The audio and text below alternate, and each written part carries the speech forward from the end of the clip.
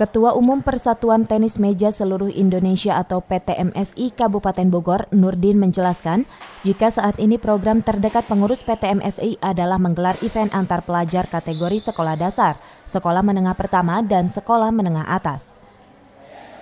Jika tidak ada aral melintang, event yang melibatkan pelajar di Bumi Tegar Beriman nanti akan digelar pada bulan September mendatang. Adapun tujuan dari kejuaraan tersebut adalah menjaring talenta-talenta muda sebagai regenerasi atlet tenis meja asli putra daerah. Sementara untuk pembinaan PTMSI Kabupaten Bogor saat ini rutin dilakukan di Stadion Pakansari G7 yang memang merupakan tempat berlatihnya para atlet tenis meja Kabupaten Bogor. Kedepan, pengurus juga menginginkan cabang olahraga tenis meja bisa masuk lagi menjadi salah satu cabang olahraga yang masuk dalam program pembinaan Pusat Pelatihan Olahraga Pelajar dan Mahasiswa atau PPOPM Kabupaten Bogor. Kedepannya itu bisa mencarikan bibit-bibit yang bakal dijadikan atlet Pengcap Kabupaten Bogor dan untuk dibina di Kabupaten Bogor.